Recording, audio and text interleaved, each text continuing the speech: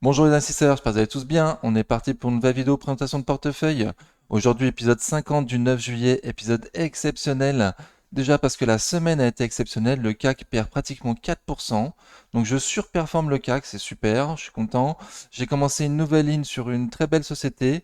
Donc une société du luxe qui commence par un K qui finit par un G. On verra tout à l'heure. Et pour la première fois également sur cette chaîne, j'ai préparé mon texte pour une grande partie de la vidéo. Voilà, donc on va voir ce que ça donne. Avant de faire ça, on fait les recommandations d'usage. Je vous rappelle que je ne suis pas un professionnel ni un conseiller financier, mais un simple amateur qui cherche à partager sa passion. En aucun cas, je vous invite à répliquer les positions de mon portefeuille. Formez-vous et faites-vous vos propres convictions. Il y a beaucoup de choses gratuites sur Internet, donc il n'y a aucune raison de ne pas se former.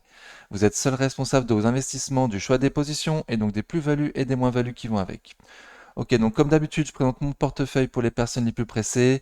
Je t'invite à mettre un pouce, même si tu regardes la vidéo que 5 minutes, ça fait toujours très plaisir.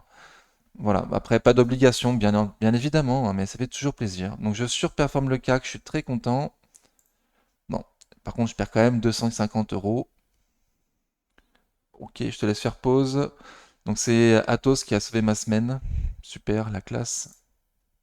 J'ai fait des ordres cette semaine. Alors déjà, j'ai reçu des coupons. J'ai reçu pour pratiquement 30 euros de coupons, super. Et j'ai fait trois ordres du coup. Donc Euronext, Ruby, Kering, trois belles sociétés, je trouve. Ok, donc avant de faire ça, donc du coup maintenant pour les personnes les plus pressées, c'est bon. On va voir mon fichier Excel. Alors mon fichier Excel, donc sur cette semaine, j'ai perdu moins 1,48% par rapport à la semaine dernière. J'ai perdu 246 euros. Depuis le début de l'année, je fais seulement 0,6% de performance depuis le début de l'année. Sachant que je suis passé en négatif depuis le début de l'année en milieu de semaine, bah, jeudi. Jeudi, j'étais en négatif depuis le début de l'année. Donc ça fait mal, mais heureusement que je suis remonté vendredi, très content. Depuis le début de l'année, alors moi je me compare par rapport à trois indices. Pardon, je fais pas dans le bon ordre. J'ai rajouté 1000 euros sur le PEA cette semaine pour renforcer les trois sociétés dont on a vu les ordres tout à l'heure. Je me compare par rapport à trois indices. Donc par rapport au CAC 40, j'ai 9% de retard par rapport au CAC classique. J'ai 12% de retard par rapport au CAC dividende réinvesti et j'ai 1,3% de retard par rapport au CAC mid and small. Donc voilà, j'ai fait mieux que le CAC cette semaine, donc je reprends un petit peu de la distance. Je rattrape mon retard, excusez-moi, je rattrape mon retard. Ok. Au niveau de ma liquidité, donc j'en ai toujours aussi, enfin j'en ai encore moins que la semaine dernière. Du coup, j'ai acheté, enfin j'ai mis pour 1000 euros sur le PEA. Donc j'ai encore moins de liquidité que la semaine dernière. Mais je vous avais prévenu qu'en fait j'avais beaucoup plus de cash à côté et que si éventuellement il y a des très belles occasions, j'utiliserai mon cash. Voilà, donc j'ai plus que 12% en vrai. Par rapport à ma liste des courses, donc ma liste des courses, j'ai renforcé des trucs. Ruby, par exemple, je l'ai renforcé totalement. Je vais quand même laisser les 300 euros au cas où on va sur 21 euros. Certainement que je remettrai encore une petite couche de Ruby. Qu'est-ce que j'ai fait d'autre? Non, mais après le reste, bon, après la liste des courses, elle est pas tout à fait juste, hein. Elle est assez mal faite. C'est plutôt une lettre d'intention, on va dire, hein. Voilà, c'est pas parfait, c'est pas exactement ce que je vais faire ni ce que je compte faire, c'est juste pour donner une indication sur mes priorités. Ok, donc actuellement, j'ai 10 sociétés dans ma liste de courses sur 22 en possession. Donc c'est pas terrible quoi. J'ai pas assez de cash déjà pour tout renforcer si jamais on va à 6000 points. Imaginons un gros crack. Donc j'ai pas prévu de tout renforcer si jamais il y a un gros crack. Ok. Donc problème de money management, c'est ça que j'essaie de vous dire, hein. C'est que j'ai pas très bien géré mon money management cette année. J'ai trop dépensé par rapport au cash qui me reste. Voilà. Heureusement que j'ai de l'argent de côté en plus, mais voilà. Si je l'avais pas, j'aurais mal géré, quoi. Ok. Donc ma feuille de rendement a un petit peu changé du coup. J'ai renforcé Ruby. Donc ça a fait augmenter mon rendement. Ça a fait augmenter le montant des dividendes. Donc ça, je suis très content. Donc certainement que si on retourne 27 euros, je m'allégerai un petit peu. J'ai renforcé Euronext du coup, c'est pas une société à dividende, mais quand même, voilà, plus que le livret A pour patienter, j'ai un 3% de rendement, plus que le livret A, sur une magnifique société qui risque de repasser au-dessus de mon prix d'achat à un moment donné. Donc je suis content. Et Kering, du coup, ma nouvelle ligne de cette semaine, j'en ai acheté une action à 480 euros. Voilà, pour un rendement un peu en dessous du livret A. J'ai pas acheté au plus haut, j'ai pas acheté au plus bas. Si j'avais acheté au plus bas, j'aurais un rendement super au livret A, ça aurait été encore mieux, mais bon, c'est comme ça. Donc par rapport à mon rendement total, j'ai toujours pas 5% de rendement sur la totalité de mes portefeuilles. Bon, ça va venir, sachant que j'ai 2200 euros de retard sur ma stratégie dividende. J'aimerais avoir 50% de mon portefeuille en stratégie dividende et 50% de mon portefeuille pour les stratégies spécu, croissance, long terme. Ah, je me rends compte que vous n'avez pas tout vu. Voilà, bon. Je remets ma tête, hop, pour pas oublier tout à l'heure. Donc j'ai mis à jour les graphes. Bon, on va passer vite fait, la vidéo risque d'être longue déjà. Donc les graphes par rapport aux sommes investies. Donc c'est pas les sommes mises à jour à vendredi, c'est les sommes investies. Et un peu comme au début des vidéos, les deux premières lignes de mon portefeuille sont le signe de mes erreurs, dans le sens où ma première ligne, c'est une small cap. Donc c'est jamais très safe hein, d'avoir une small cap en première ligne de son portefeuille. J'aurais préféré largement que ce soit Air Liquide, LVMH, L'Oréal ou un truc du genre, ou même Téléperformance, même s'il y a une tendance baissière, ça aurait été mieux qu'une small cap. Et en deuxième position, Atos, un gros boulet qui perd de l'argent, que j'ai renforcé énormément, surtout parce que ça allait de plus en plus bas. Mais voilà, donc c'est la marque de mes erreurs. J'ai plutôt tendance à renforcer les sociétés qui baissent plutôt que les sociétés qui montent, qui sont de belle qualité, comme par exemple Equasens, voilà, que j'ai eu un super prix, mais qui est monté et qu'ensuite j'ai jamais réussi psychologiquement à renforcer parce que je voulais pas faire monter mon PRU. Aujourd'hui, elle a beaucoup de plus-value dans mon portefeuille, mais je l'ai jamais renforcée. Donc, voilà, les deux premières lignes sont la marque de mes erreurs. Donc les sommes mises à jour à vendredi, donc on peut voir certaines différences. Bon, j'apprécie du coup de ne pas avoir de sociétés qui font plus que 10% du portefeuille. Ça, je trouve ça bien. Faut continuer comme ça. Ok, donc le graphe par rapport au secteur. Le service des communications a vraiment beaucoup enflé quand je me suis renforcé sur Reworld du coup. Voilà, je souhaite pas que ça dépasse, qu'un secteur dépasse 25% de mon portefeuille. Donc là, on est à la limite. En plus, sachant que j'ai prévu de renforcer Métropole TV grandement, voilà, faut que je fasse gaffe au service, au secteur des communications. Faut pas que je commence de nouvelles lignes, en tout cas, ça c'est sûr, hein. Après, je vais suivre mes plans sur les sociétés que j'ai déjà en possession, mais il faut pas que j'ouvre de nouvelles lignes, hein. Il faut que je privilégie les autres secteurs avant. Ok. Et le graphe par rapport aux tailles des entreprises, donc 40% de small, ça me va, mais bon, pas en première ligne non plus. Et 36% de large, ça me va. Je trouve que j'ai pas assez de mid cap en fait. Ni de liquidité, mais ça c'est autre chose. Ok, donc on a fini les graphes, on va passer au portefeuille du coup. Le compte titre, donc on voit là-haut que j'ai le CAC a fait moins 3,89% sur la semaine. C'était dur, j'imagine, pour beaucoup. J'espère que vous avez fait mieux que moi, hein. Voilà, j'espère que vous avez fait mieux que moi. Moi, je suis quand même content de ma perf. Voilà, mais j'ai quand même perdu 250 euros. Ça fait mal. Alors, donc Total Energy a fait moins 2,7% sur la semaine. J'en suis à 60% de PV. Ah, du coup. Donc j'ai écrit du coup ce que je pensais des entreprises à l'avance. Donc Total, toujours en tendance baissière. J'ai marqué toujours en tendance baissière à court et moyen terme. Il faut repasser les 52 euros pour repasser en tendance neutre. Voilà. Mais les prix à ces prix-là, c'est super intéressant. Personnellement, je compte dire sur la chaîne qu'à partir de 50 euros, c'est un bon achat, bon père de famille, à un rendement au-dessus de 5% sur une entreprise de très belle qualité. Sur la chaîne, on va penser hein, que l'énergie pas chère, c'est fini. Du coup, moi, je suis fan de Total Energy à ces prix-là. Ok. On va faire vite, hein, sinon la vidéo va être longue, hein. Donc, ce sera un peu bâclé et j'ai pas. Enfin, c'est pas bâclé, mais les informations que je vais donner sur les sociétés vont être plutôt courtes et j'ai pas fait le tour des news pour pas que la vidéo dure 2 heures, hein.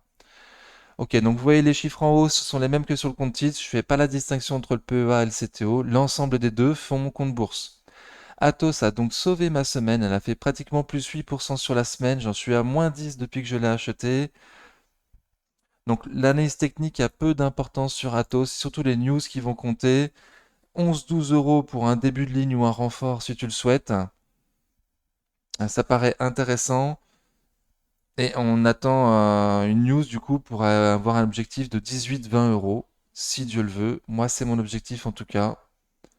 Voilà, s'il y a qu'un qui rentre sur évident, et plus on se rapproche du moment de la scission, et plus il est probable que quelqu'un se dévoue, entre guillemets, pour entrer sur évident et potentiellement pour aller voir 18-20 euros. C'est mon mode espoir à moi, si Dieu le veut.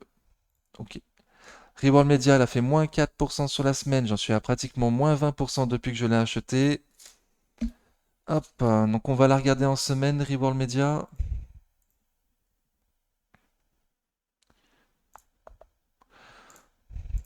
Donc c'est ultra moche, Reworld Media, hein.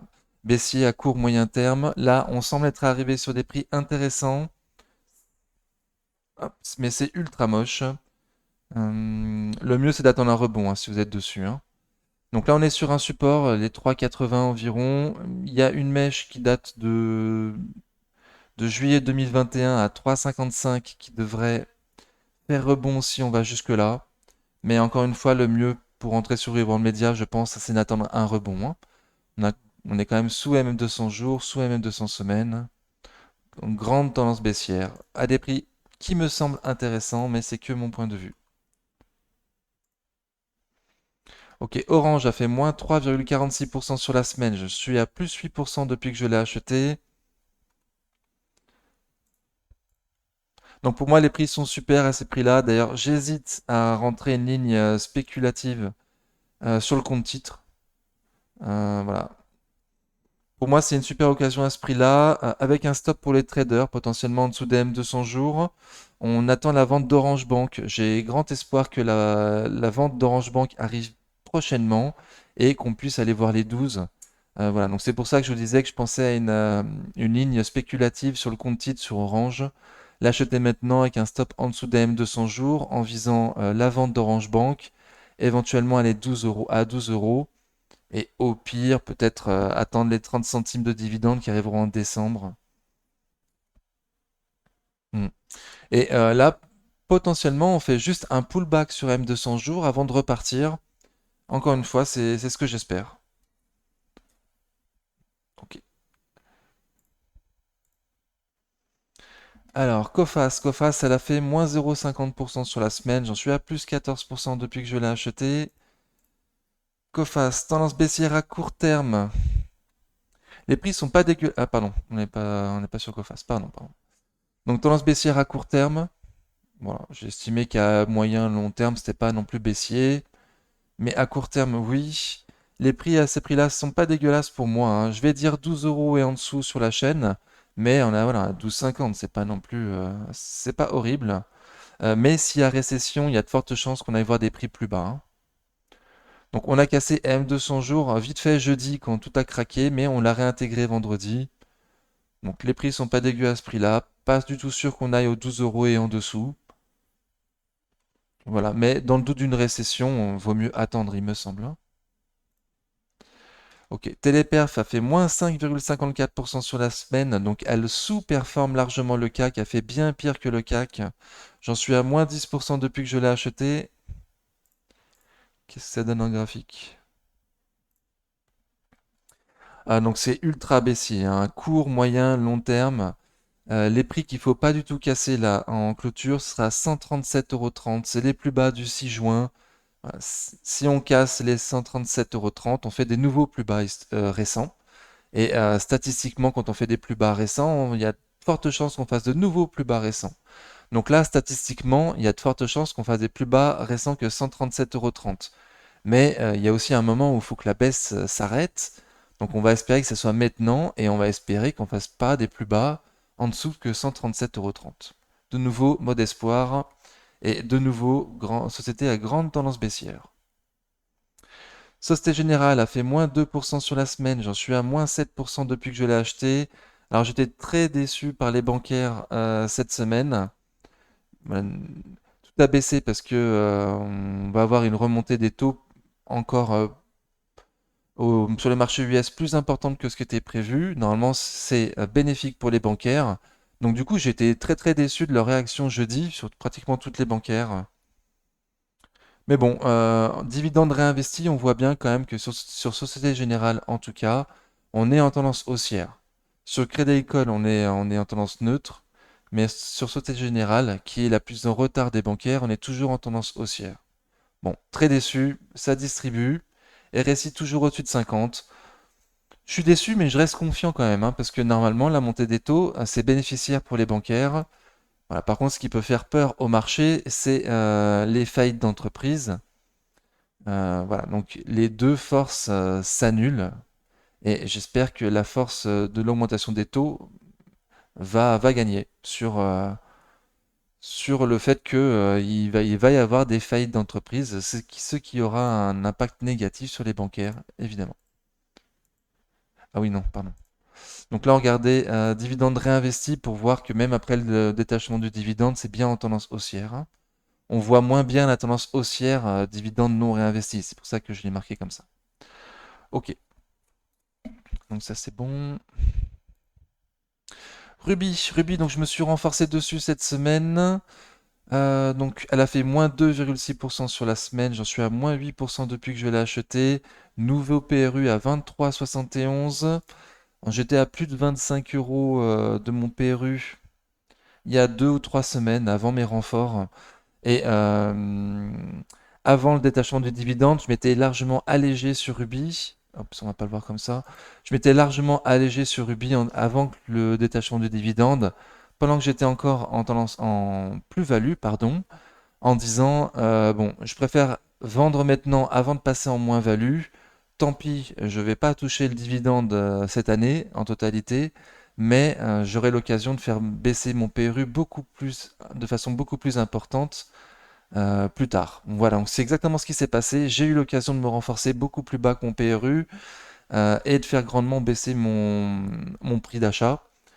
Voilà, si j'avais pas vendu avant le détachement du dividende, il aurait fallu que je mette beaucoup plus d'argent sur Ruby maintenant pour faire baisser mon PRU à son prix actuel, le 23,70. Donc j'estime avoir fait le bon choix. J'ai retrouvé le même nombre d'actions qu'avant le détachement du dividende, sauf que mon PRU, mon prix d'achat, est beaucoup plus intéressant maintenant. Ok, donc j'ai acheté à 21,98, 22 euros quoi. Et je me garde une petite louchette pour les 21 euros, comme je l'ai dit sur le fichier Excel. En graphique, ça donne quoi?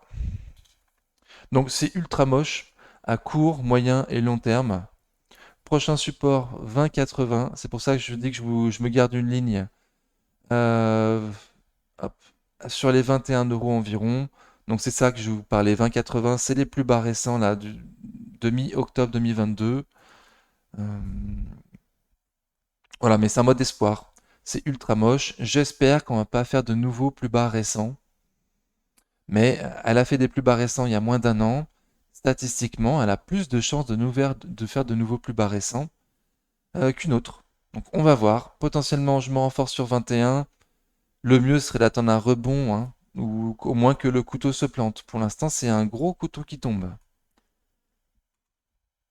Ok. Support 20,80, je l'ai dit. Ok. Eurofins, ça fait moins 2,4% sur la semaine. J'en suis à moins 13% pratiquement depuis que je l'ai acheté. Alors, c'est en tendance baissière à court, moyen et long terme. Pareil. Hop, pardon. Voilà, pareil, c'est un peu moche. Enfin, c'est ultra moche même. À ce prix-là, je trouve que c'est un super prix. Il y a eu le détachement du dividende. Donc, potentiellement, on va aller voir les 50 euros, ce qui serait un encore meilleur prix. J'y crois pas trop, mais bon, sait-on jamais. Et entre 50 et 55 euros, ce serait vraiment super. Voilà, pour un renfort ou un début de ligne, si t'en as pas. Ok, donc ça va être court aujourd'hui. Super. Lumibird a fait moins 1% sur la semaine. J'en suis à moins 7% depuis que je l'ai. Oui, moins 7%, pardon, depuis que je l'ai acheté. Donc tendance baissière de moyen long terme sur Lumibird. Pardon, à chaque fois je me trompe. Voilà, tendance baissière de moyen long terme sur Lumibird. J'ai estimé que sur le court terme, voilà, c'est plutôt en tendance neutre. Ok. Donc ça, en fait, je pense, je trouve qu'on est dans un range entre 14,16 et 15,16. Voilà, depuis le 12 juin. 14,16, 15,16. Pour l'instant, on va pas plus bas, on va pas plus haut depuis un mois et demi. Donc à suivre, à ces prix-là, je trouve ça intéressant, mais il n'y a pas de stop court. Il n'y a pas de stop court. Voilà. C'est pas une vidéo d'analyse technique, c'est juste pour présenter mon portefeuille de toute façon. Donc je suis pas hyper complet, c'est normal. Crédit Agricole a fait moins 2,5% sur la semaine. J'en suis à moins 12% depuis que je l'ai acheté. En graphique, ça donne quoi? Donc on est neutre, flat, depuis le détachement du dividende. On remet dividende réinvesti. Voilà, donc il se passe rien. À moyen long terme, donc, il se passe rien non plus dans un range. On est plutôt haut dans le range. Mais avec la remontée des taux, moi j'ai bon espoir pour qu'on aille voir les plus hauts récents. Au moins combler les gaps à 13,85. C'est ce que j'espère. Il y a un potentiel stop court pour les traders, hein, ceux qui veulent acheter maintenant avec un stop en dessous des M200 jours. Voilà. Et pour les investisseurs, moi je vais plutôt dire en dessous de 10 pour les investisseurs. Un début de ligne. Ok, suivant. Ah pardon, on a fait les deux bancaires. Donc du coup, on va regarder la troisième, BNP. Qu'est-ce que fait BNP par rapport aux autres bancaires? J'imagine que c'est assez décevant également. Ouais, c'est extrêmement décevant, hein. Donc dividende réinvesti. Bon, on est plus bas qu'au détachement du dividende, hein. C'est comme Crédit Agricole, c'est assez neutre. Par contre, on est toujours au-dessus des M200 jours, hein. Dividende réinvesti. Dividende non réinvesti, on l'a cassé et on n'a pas réussi à le réintégrer vendredi. Je reste relativement confiant de nouveau sur les bancaires, hein, avec la remontée des taux. Donc très déçu de la semaine, mais je reste confiant. Peut-être à tort, on verra plus tard. Qu'est-ce que je fais? Jeudi, vendredi, hop. Alors, elle a fait combien sur la semaine? Moins 4,50. Ouh, c'est beaucoup ça. Moins 4,50, SG, moins 2, et CA, moins 2,50. Ok, donc c'est BNP qui a fait la moins bonne performance cette semaine. Bon. Bah, c'était elle aussi qui était le plus haut, hein, certainement, hein. Ok, donc Equasens, ça fait plus 0,3% sur la semaine, l'une de mes rares sociétés cette semaine qui est en positif. Donc j'en suis à pratiquement plus 42% depuis que je l'ai acheté. C'est ce que je vous ai dit au début de ma vidéo, hein, c'est que j'ai commencé une ligne sur Equasens à un super prix. Et ensuite c'est monté. Psychologiquement c'était dur pour moi de casser mon PRU. Voilà, il est super en dessous de 60 euros, quoi. Donc quel que soit le renfort que je fasse, forcément je vais repasser au-dessus des 60 euros psychologiques. Donc ça m'a bloqué. Voilà, mais il faut essayer de travailler dessus, hein. Il faut essayer de renforcer ces sociétés qui montent et pas forcément renforcer que les sociétés qui baissent. Ah, ça, c'est une erreur de débutant que j'ai fait toujours, hein. Je rappelle que je suis toujours débutant, hein, de toute façon, hein. Donc c'est normal, mais il faut travailler dessus, j'en suis bien conscient. J'en suis bien conscient. Donc Equasens, c'est une super tendance haussière à court terme. Voilà, même à court et long terme. À moyen terme, c'est plutôt neutre. Mais à court terme, quand même une super tendance. Moi, j'arrête pas de vous dire que je comprends pas pourquoi ça monte à ce prix. Je trouve que c'est un peu cher à ce prix-là. Ça accumule avec du volume et tout. Donc, il y a tout ce qu'il faut. Même après le détachement du dividende, ça monte toujours. Donc, il y a une super belle tendance haussière. Mais fondamentalement, moi, je trouve ça un peu déconnant, quoi. Voilà. En plus, il n'y a pas forcément de risque d'OPA. Je viens de vérifier, il n'y a que 32% de flottant. Donc je comprends pas cette hausse. Bon, super, je suis dessus. Mais merde, j'aimerais bien me renforcer, quoi. Donc si ça pouvait descendre à 70 euros, ça m'arrangerait. Ok, Euronext, ça fait moins 1,6% sur la semaine. J'en suis à moins 3% depuis que je l'ai acheté. Donc je me suis renforcé cette semaine. Je me suis renforcé à 62 euros. Voilà, donc c'est pas au plus bas de la semaine, malheureusement. Mais je trouve qu'à ces prix-là, on a des super prix déjà. Pardon. Hop, je galère. Donc je trouve qu'on est à des super prix. Bon, je m'étais déjà renforcé à 62,20 € il y a une semaine. Donc là, j'aurais peut-être pas dû me renforcer à 62 euros, j'aurais peut-être dû attendre les 60 euros. Mais bon, j'en avais que pour 500 euros, comme pour Equasens juste avant. Je trouve que c'est une super société Euronext. J'ai peur qu'elle reparte sans moi avec seulement 500 euros dessus. Donc voilà, donc j'ai remis 250 euros, histoire d'avoir un peu plus que 500 si ça jamais ça repart tout de suite. Mais voilà, si on pouvait se la choper entre 57,50 et 60 euros, pour moi ce serait super. Voilà, et ça a beau être des super prix à ce prix-là, il faut avouer que ça vend à mort, quoi. C'est ultra, ultra baissier. On est passé en distribution, voilà, il y a beaucoup de volume à la vente, quoi. C'est ultra moche. Mais fondamentalement, à ces prix-là, c'est génial. Donc, je vais continuer, moi, à me renforcer. Et de nouveau, voilà, il serait bien de renforcer aussi les sociétés qui ont tendance haussière et pas seulement celles qui baissent. Ok, STM a fait pratiquement moins 4% sur la semaine. J'en suis à plus 40% depuis que je l'ai acheté. Graphiquement, qu'est-ce qui se passe? Alors, graphiquement, c'est une tendance haussière de moyen long terme. Mais bon, à court terme, là, il y a potentiellement un double top qui nous donnera un objectif aux alentours de 39 euros. Donc, ce serait super pour se renforcer sur les 38 euros, par exemple, si le double top voulait bien se déclencher.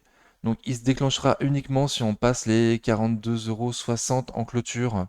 Voilà, tant qu'on reste au-dessus, il n'y a pas de double top. Potentiellement, il y aura un double creux. Si on passe en tendance haussière au-dessus des 42,60 € potentiellement. Donc à suivre. Moi, j'aimerais bien retourner sur 38 euros pour me renforcer.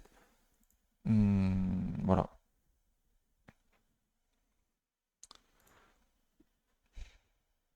Stellantis, ça fait plus 0,7% sur la semaine. J'en suis à plus 9% depuis que je l'ai acheté. Qu'est-ce qui se passe sur Stellantis? Donc c'est sur une belle tendance à court, moyen et long terme. Stellantis, c'est pas mal. Bon, je préfère regarder uniquement depuis que c'est réellement Stellantis, hein. Avant, c'était d'un côté Fiat et d'un côté Peugeot. Donc je trouve pas ça juste de regarder les graphiques d'avant.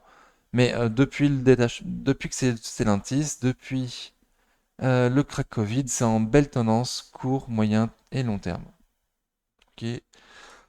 Mais actuellement, on est quand même sous résistance oblique baissière et dans une résistance.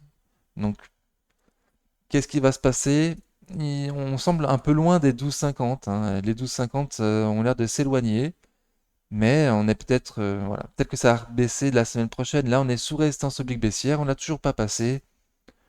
Donc c'est une belle tendance à court terme, mais pas dit qu'elle perdure, hein. Voilà. Et dividende réinvesti, bon bah il n'y a pas du tout de résistance oblique baissière, hein. Dividende réinvesti, on a été voir les plus hauts récents, et pour l'instant on galère dans la résistance des plus hauts récents. Ok. Donc moi j'ai peur qu'on tourne pas sur les 12,50, en tout cas pas tout de suite. Et sur la chaîne j'ai toujours dit un début de ligne en dessous de 15. Voilà, au-dessus ça me paraît un peu cher pour un début de ligne.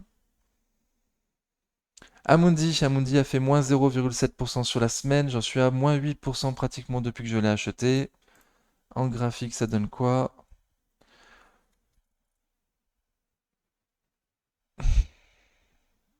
Hop. Donc c'est flat à court terme, hein. On est au-dessus des M200 jours, dividende réinvesti, et au-dessus d'un support, dividende non réinvesti. Bon, à ces prix-là, excusez-moi, ça paraît des prix super, mais il se passe rien pour l'instant, quoi. Donc allons-nous casser M200 jours à dividende réinvesti et allons-nous voir des prix plus intéressants encore à 52, 50, 48 euros, 46, 44, enfin bref, tous les 2 euros, il y aura un support. Pour l'instant, il ne se passe pas grand-chose. À un prix pas dégueulasse, mais voilà, tous ceux qui sont dessus, ils préféraient que ça monte pour avoir une belle PV sur son portefeuille, ou que ça baisse pour qu'on puisse fortement se renforcer. Pour l'instant, ça fait que dalle. Cumulus VEP a fait moins 1,25% sur la semaine. J'en suis à moins 35% depuis que je l'ai acheté. Un gros bouletos, un gros boulet. Cumulus Vape. Donc c'est ultra moche, hein. C'est ultra moche graphiquement. On est passé sous les 8 euros psychologiques. C'est encore plus moche. Moi, j'ai plus de support à ce prix-là. Ça va être les prix ronds qui vont compter, hein, 7,50, 7 euros. S'ils font des OCA, les prix actuels seront pas des bons prix, hein. Certainement, s'ils font des OCA, les prix actuels seront pas des bons prix. S'ils font autre chose que des OCA, s'ils font une augmentation de capital avec des droits préférentiels pour les anciens investisseurs comme nous, ben, potentiellement, ça peut être des prix intéressants. Mais s'ils font des OCA, c'est pas un bon prix. Donc du coup, c'est trop dangereux pour entrer tout de suite tant qu'on n'a pas cette information sur comment ils vont racheter les 50 boutiques. Ok, ABC Arbitrage a fait moins 1,51% sur la semaine. J'en suis à moins 3,6% depuis que je l'ai acheté. Je ne l'ai pas dit pour les autres, mais j'ai montré en début de vidéo, hein, qu'il y a eu des dividendes sur ABC Arbitrage, Eurofins et Equasens. Donc ABC, c'est un dividende trimestriel, et pour les autres, c'était leur dividende annuel. Ok. Alors ABC en graphique, ça donne quoi? Tendance baissière, court, moyen et long terme. Bas du support pour moi à 5,73. Alors dividende non réinvesti, dividende réinvesti. Voilà, c'est quand même une tendance haussière, pardon, à long terme, et, à long et à moyen terme. Voilà, à court terme, par contre, effectivement, c'est moche, quoi. C'est moche. Ok. Donc, faut surtout pas casser le bas de mon support là, à 5,73. C'est pas du tout bon si on le casse. Ça correspond au plus bas du 26 septembre 2017. Voilà. C'est un niveau important que beaucoup de gens qui regardent les graphiques le voient, et ce sera un niveau très important. Si on casse les 5,73 en clôture et qu'on réintègre pas directement le lendemain, c'est très très mauvais signe. Ok, donc à suivre. Super dividende à ce prix-là. Moi j'aime bien. Ok, donc Kering c'est mon. Donc je suis rentré dessus cette semaine, c'est un début de ligne. Elle a fait moins 5,54% sur la semaine. J'ai pas acheté au plus bas, j'ai pas non plus acheté au plus haut. Voilà, je visais les 480 euros jeudi. Je n'étais pas du tout sûr que ça puisse aller plus bas que 480 euros. Bon, ça l'a été. On va voir les fondas. On va voir les fondas d'abord. Quand je rentre sur une société, j'aime bien vous montrer les fondas, qu'on les regarde ensemble, en tout cas, pour savoir pourquoi je suis rentré dessus. Donc, Kering, bon, bah, tout le monde connaît, mais voilà, pour les fois où je rentre sur des small caps, ça peut être intéressant. Donc, société de luxe, hein, je vais pas vous faire l'affront de vous la présenter. Je pense que quand même, vous la connaissez toutes. Elle a un PR de 15 à ces prix-là. Donc, pour du luxe, ça paraît super. Un rendement à 3%. Donc, moi, j'ai un rendement un peu en dessous des 3%, malheureusement. J'aurais bien aimé avoir un rendement supérieur au livret A sur Kering, hein. Donc, j'espère que ça va descendre, hein. Je vous spoil, il y a un support entre 440 et 460 euros. J'ai espoir que ça y aille pour que je puisse me renforcer et en acheter une deuxième. J'en resterai là, par contre, sur Kering, je n'aurai que deux. Voilà, avec un rendement supérieur à 3%.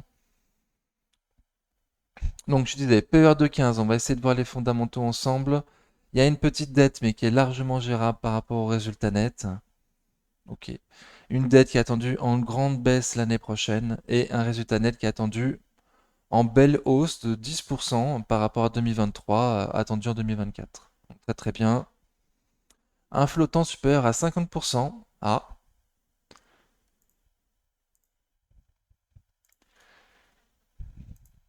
est-ce qu'il y aura un jour une OPA sur Kering? Je sais pas, hein, vu le prix de 22 milliards de capi là, non, 58 milliards de capi, ça paraît beaucoup.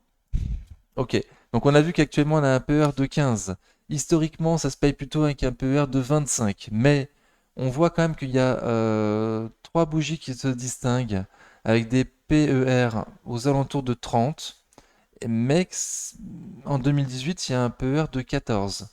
Donc on va voir que fondamentalement, en 2018, ils ont fait une méga année. Comment je peux vous montrer ça? Donc ils ont eu des marges de 28% en 2018, avec un bénéfice net par action à 29,5%. Aujourd'hui, toujours en 2023, on n'a pas revu ce bénéfice net de 2018 et on n'a pas non plus revu les marges à 28%. Voilà, donc 2018, ça a été une super méga année pour Kering. Donc je prends pas en compte du coup le PER de 18. Il me semble que les PER de 30 non plus, faut pas trop les prendre en compte.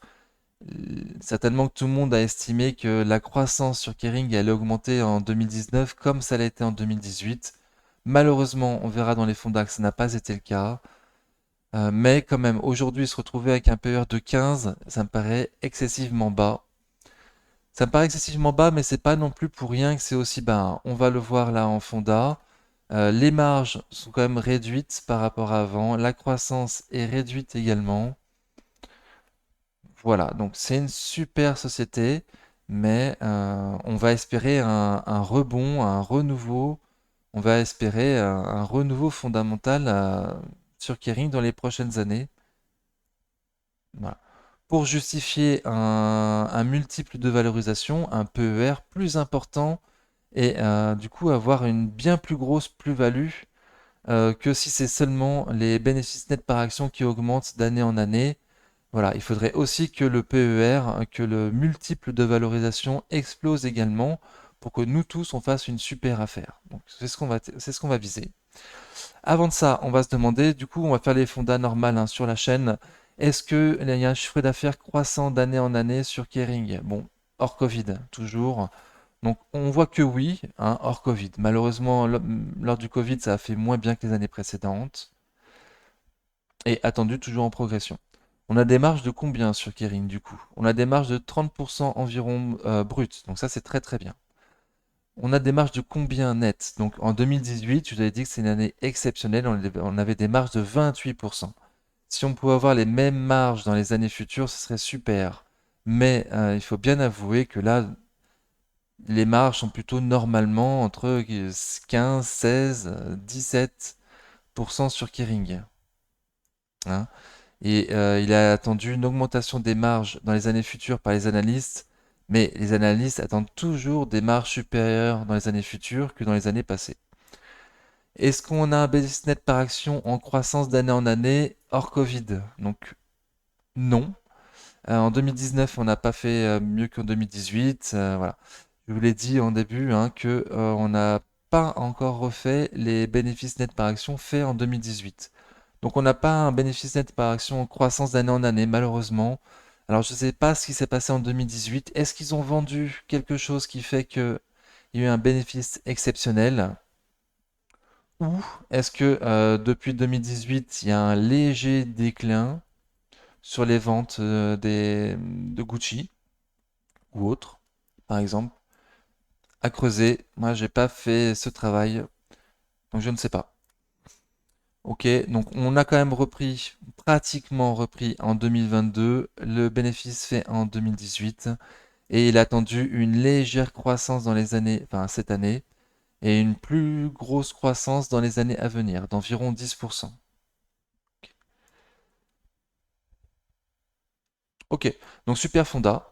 Maintenant les dividendes. Les dividendes, ils représentent environ 50% des bénéfices nets par action. Donc un dividende super safe. Et et alors, il est en croissance d'année en année, sauf Covid. Sauf Covid, il est attendu de nouveau en croissance d'année en année, hein, pour les années futures.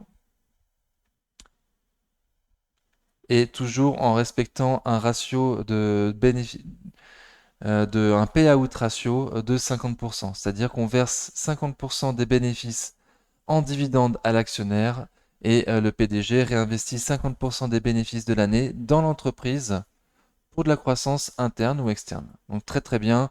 Donc magnifique société. Moi j'adore. Notre investissement zone bourse, 4 étoiles sur 5. On va espérer qu'il y ait du mieux sur Kering, que le nouveau directeur artistique fasse du bon boulot et que ça performe dans les années à venir. Voilà. Les analystes ont un objectif de cours à 628 euros. Pour l'instant, on est à 477.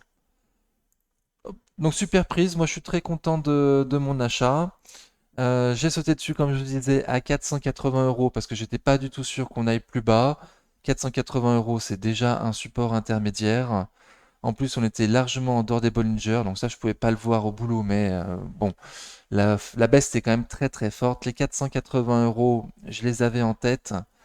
Voilà. Et donc, je vous disais aussi tout à l'heure, je vous ai spoilé que potentiellement, il y a un gros support en bas là, entre 440 et 460. La tendance de court terme est quand même baissière, donc pour l'instant, on prend la direction des 440, 460. Mais comme on a pu le voir, déjà à ces prix-là, on a un PER de 15, donc c'est pas beaucoup du tout hein, pour un PER de 15 pour une société qui a euh, des marges à 18%, et voilà, une telle qualité d'entreprise, un PER de 15, c'est vraiment très très peu. Donc pas du tout sûr qu'on aille entre 440 et 460. Si on y va, je me renforce le plus proche possible de 440, en espérant que j'ai la patience suffisante pour rentrer à 440 et pas rentrer en FOMO à 460 parce que une bougie aura fait plus de. Bon, je vous dis ça, je vous prépare psychologiquement parce que le FOMO, c'est un peu mon truc. Malheureusement. Xilam a fait moins 2,6% sur la semaine. J'en suis à moins 13% depuis que je l'ai acheté. Donc Xilam, c'est une magnifique tendance baissière hein, à moyen long terme. Bon. À court terme, par contre, c'est assez neutre. C'est assez neutre. Les prix à ces prix-là sont bons fondamentalement si l'entreprise fait la progression du chiffre d'affaires et du bénéfice attendu. Voilà. Si ils déçoivent sur leur chiffre d'affaires et leurs bénéfices, les prix actuels sont pas des super prix. Donc pour rappel, il a attendu un doublement du chiffre d'affaires et j'imagine du bénéfice d'ici à 2026, il me semble. Donc on va l'espérer. Si c'est le cas, si on voit dans les prochains chiffres qui vont arriver la mi-juillet ou fin juillet pour un peu toutes les boîtes, si les chiffres sont conformes aux attentes, on est à des bons prix. Et si c'est pas le cas, on risque d'aller voir encore plus bas. Ok, c'est mon point de vue. Donc assez neutre à court terme. Hop, qu'est-ce qu'il nous reste? Nekon. Ah, chichi. Je sais pas si j'assume. Nekon a fait moins 4% sur la semaine. J'en suis à moins 29% depuis que je l'ai acheté.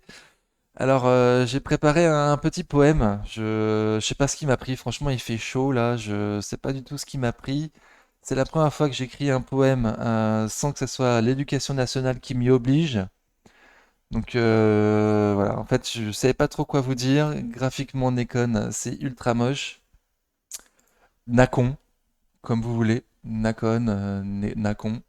Donc c'est ultra ultra moche. On a fait des plus bas, des nouveaux plus bas historiques, hein. Comme je vous l'avais dit, hein, une société qui fait des plus bas historiques a statistiquement plus de chances de faire de nouveaux plus bas historiques que n'importe quelle autre société. Donc là, on fait de nouveau des plus bas historiques. On distribue énormément à la limite de la survente. Il n'y a personne qui en veut de cette boîte. Les chiffres vont arriver la mi-juillet ou très bientôt. Donc on va espérer qu'ils sont bons, qu'ils ont vendu plein de jeux, plein de manettes, plein de casques.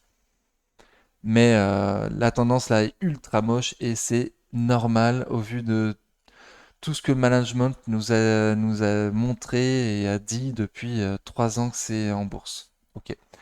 Donc mon petit poème, je vous merci de faire preuve de tolérance. Je sais pas du tout ce qui m'a pris. Il fait très très chaud, je suis fatigué et je suis peut-être des problèmes psychologiques. Je sais pas. Bon, mon poème. Si t'es sur Nekon, c'est que tu déconnes. Si t'es sur Nacon, c'est que t'es un peu con. Quelle que soit ta confusion ou ta détermination, rejoins-nous sur Discord pour une belle communion. Voilà. Merci beaucoup. Je ferai preuve de compassion envers mon flow limité. Ok. Métropole a fait moins 0,23% sur la semaine. J'en suis à moins 10% depuis que je l'ai acheté. Et bonne nouvelle, il semble y avoir un début de tendance baissière. On est dans un range là, entre 12,80 et 13,30. Mais là, dernièrement, les Bollinger s'écartent. On semble aller au sud. RSI toujours en dessous de 50, ça distribue. Voilà, pour moi, potentiellement, là, on est au tout début de la tendance baissière. On pourra les prix plus intéressants sur Métropole en dessous de 12. Voilà, et se renforcer le plus proche possible de 10 pour faire grandement baisser son PRU, augmenter son rendement. Voilà, j'ai l'impression, il me semble voilà, il y a un début de quelque chose de tendance baissière qui se passe là. Ce serait cool. Voilà, à ces prix-là, c'est un peu cher, Nikon, hein. Métropole, pardon. Métropole à ces prix-là, ça me semble un peu cher, hein. Voilà, et promis, il n'y aura plus jamais aucun poème sur la chaîne, je vous le promets. J'avais prévu une conclusion, non? Alors, conclusion, j'ai beaucoup de tendances baissières en portefeuille actuellement. Un intervenant a dit sur BFM Business vendredi, c'était très intéressant, qu'ils avaient fait les statistiques, les sociétés qui étaient en tendance baissière avant les sorties de chiffres. Comme là, ça arrive là, mi-juillet, les chiffres vont sortir. Statistiquement, les sociétés qui sont en tendance baissière avant les sorties de chiffres vont décevoir. Donc là, j'ai énormément de sociétés en tendance baissière en portefeuille. Les chiffres arrivent. Donc potentiellement, j'ai des sociétés en portefeuille qui vont décevoir. Je pense notamment à Eurofins. On s'attend à un plus bas fondamental sur Eurofins en 2023, donc maintenant, et donc un rebond fondamental seulement en 2024. Je m'attends potentiellement à ce que ça déçoive. Ruby également, enfin, bref, toutes les tendances baissières, ça risque de décevoir. Euronext, qui nous a dit avoir fait moins de chiffre d'affaires en juin en 2023 par rapport à juin 2022. Bon, donc pas mal de sociétés comme ça qui sont en tendance baissière. Donc attention, c'était ma conclusion du jour. J'espère que la vidéo vous a plu, j'espère que j'ai pas été trop long et j'espère vous revoir pour une prochaine vidéo la semaine prochaine. En attendant, prenez soin de vous, à bientôt, ciao.